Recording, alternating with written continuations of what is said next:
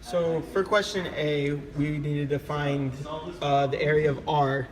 And so to find the area of R, we had to find the integral first.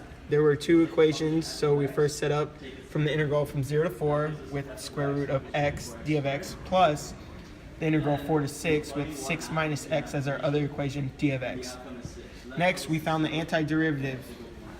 And when we found the antiderivative, we still wanted to add those two equations together, still had the same integrals. And so after we found the antiderivative, we plugged in the numbers. So for the first one, we plugged in 4, and then we would subtract 0. So what that answer was 5 1/3. And then we plugged in 4 in our second equation, and we plugged in 6 for our second equation. And we subtracted 18 from 6, and we got 2. After that, we added those two answers together and got 7 1/3 units squared. Now, in this equation, the integral, setting up the integrals is 1 point. Finding the antiderivative of the integrals will be a point. And finding the answer, the correct answer, is a point.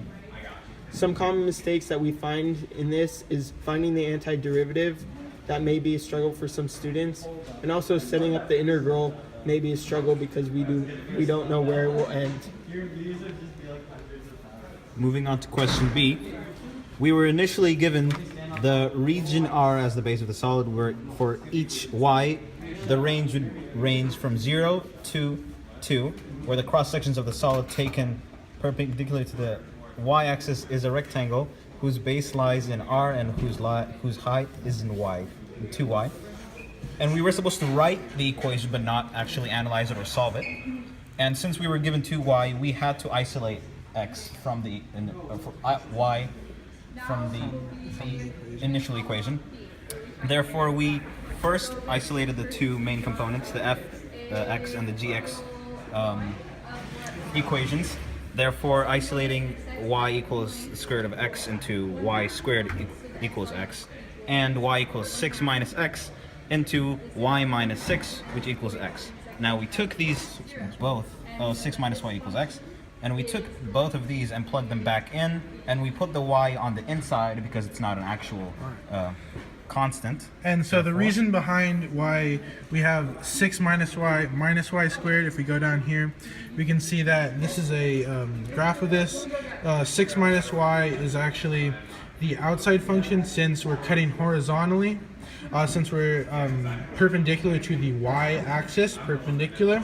So, as we know from before, the outside minus the inside, therefore 6 minus y is the outside here, and y squared is the inside, which gives us our integrand. Now, if we move down to the answer, we have 0 to 2, because that's the range they gave us. We have our integrand, and then we have 2y dy. 2y is the constant which cannot be placed outside, and dy is dy instead of dx because we are measuring on the scale of y instead of x because we are measuring it perpendicularly To the y-axis. Yes. Now moving on to C. No, we have to do the... And so common mistakes behind this is that some common mistakes is incorrectly or forgetting to change the terms in terms of y, which we need to do again because they're giving us variables in y, and then also treating the y squared as the inside instead of the or as the outside instead of the inside because we're cutting perpendicular to the y-axis, which some students may get confused.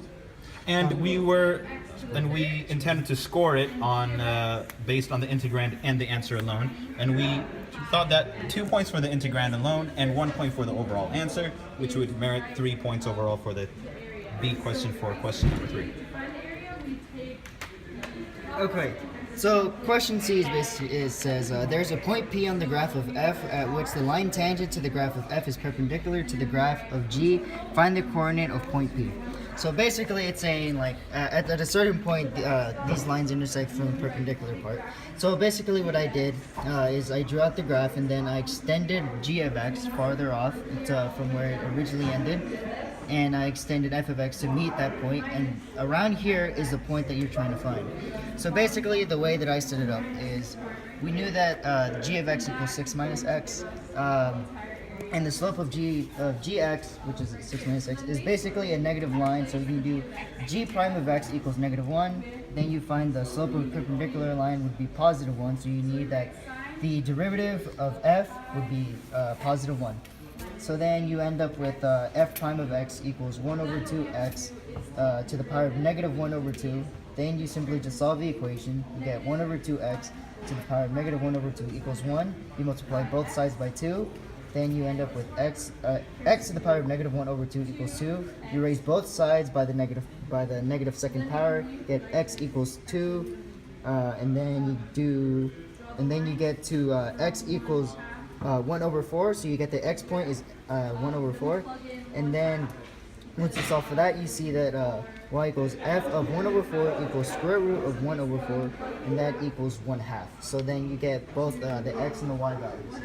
The way that this would be graded, we'd said that it'd basically just be up to finding what the derivative of f would be, so that'd be 1 point. Correctly stating and finding the equation would be another point, and stating both the correct points for the p coordinates would be another point.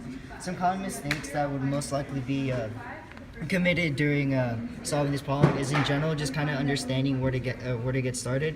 Personally, reading a part where it says perpendicular, I didn't entirely understand what was going on, but then after some time and rereading the question several times, Excuse us. after rereading the question several times, I was actually able to understand what was happening. And basically, I have to understand it visually. So some people that don't understand how to solve problems visually may have a problem with this. But if they were to get that done, then most likely this problem wouldn't be that much of a difficult problem. Thanks for watching.